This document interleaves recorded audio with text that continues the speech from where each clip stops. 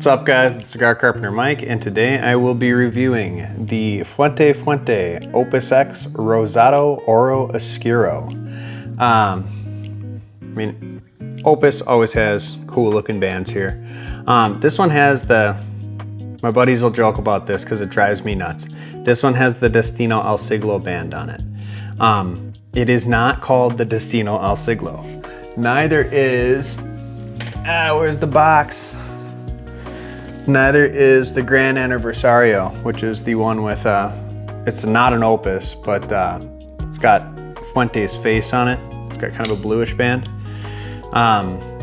Only reason it bothers me when people call these things the Destino El Siglos is it's confusing. Like, if you don't see it and you're just talking about it, it's hard to differentiate. So it's actually called the Rosado Oro Oscuro. This one is the Perfection X size. It's a 6 1/4 by 48. I got it out of a father and son sampler a couple of years ago. One of my buddies here in Minnesota found the sampler at a shop that they were parting out, and it was a good price. And so he bought half the sampler and told me where it was at because we were both working by it, and so I bought the other half. So, thanks, Bobby. I don't think Bobby watches this. Anyway.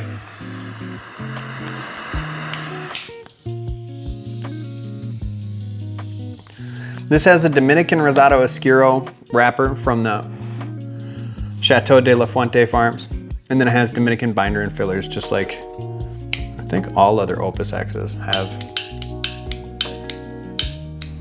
Because that's kind of Opus X's thing. The reason they were so cool is because they were the first brand to like successfully grow a Dominican wrapper.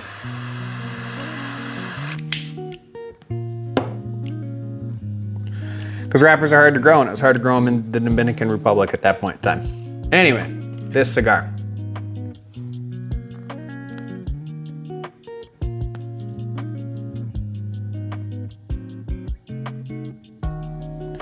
On the draw, there's a little bit of leatheriness, and then there's that really nice, like, aged Dominican tobacco note that Fuente does really well in their higher end cigars.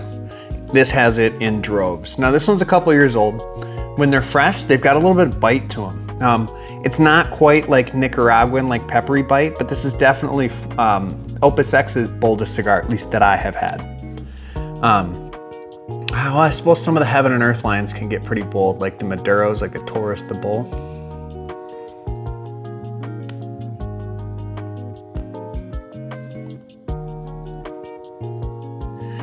There's a little bit of like a vegetal florality on the retro, but it's got a nice sweetness to it. And there's a little bit of a peppery bite, but not a whole lot.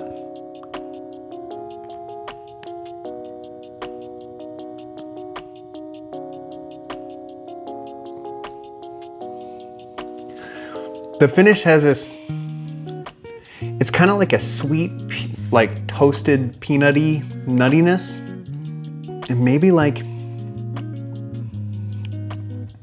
a little bit of like a coffee with creamer sort of thing going on. I will burn through the first third and check back in with better details. All right, I'm getting to the end of the first third of this OpusX Rosado Oro Oscuro. On the draw, there's like a musty Dominican funkiness, like from before, with a little bit of earthy oak. On the retro, if you pull the whole draw out of your nose, there's like a musty floral note with some pepper and a little bit of like an underlying toffee sweetness. And then left lingering on the palate after that retro, there's a sweet, raisiny, toffee-like note with a little bit of earthiness. And on the finish, if you pull the whole draw out of your mouth, there's like a deeply toasted almond note with just a touch of minerality.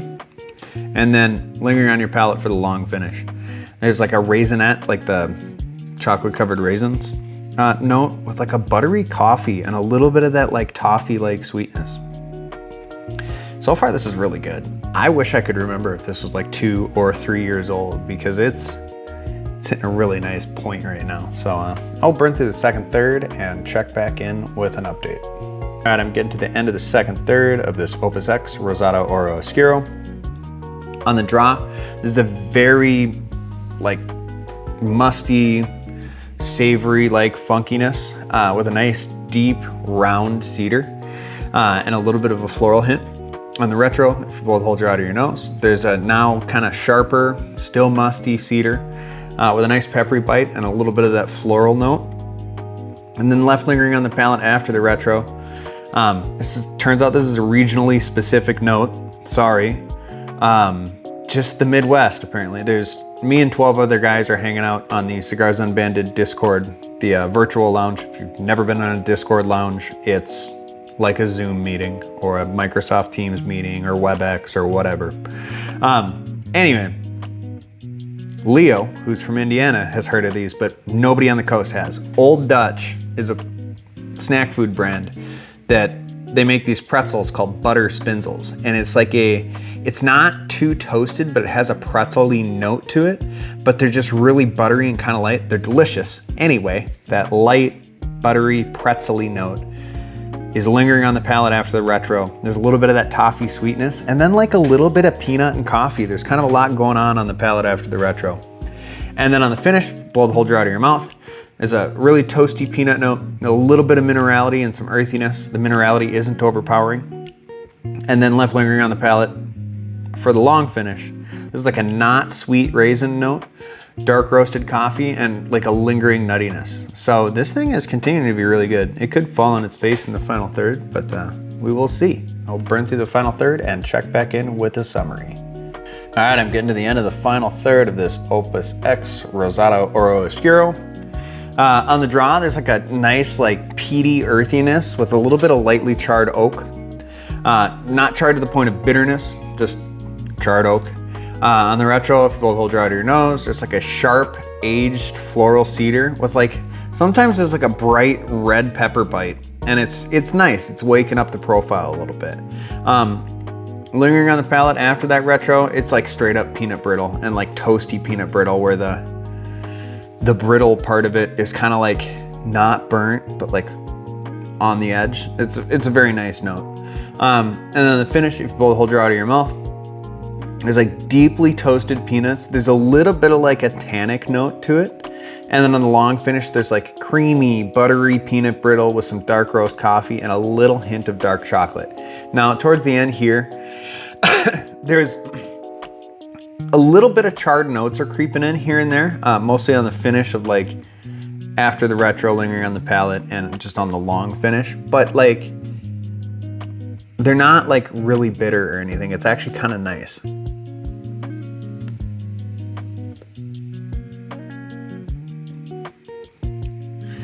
Yeah, very good.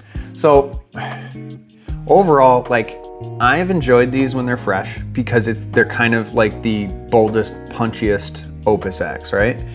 And then I've had one of these that it must have been aged quite a bit longer than this or not stored as well as this, because this went straight from the shop to my conditions, and I store it like 65 degrees Fahrenheit, 65% humidity, and it's been sitting there for like, I can almost guarantee it was like 3 years at this point. So it was stored under ideal conditions for about 3 years, maybe 2. It's really good. Like the sharper notes have toned down and allowed, I've never gotten like that toffee-like note on this, or the peanut brittle, or that like Old Dutch butter spinzels, which again is just like a not as deeply toasted pretzel that's like got a really butteriness to it. I've never had butteriness on this cigar before. So it seems like for me, the sweet spot on these things is like 2 to 3 years of age. Like this is the best Oro Oscuro I've had.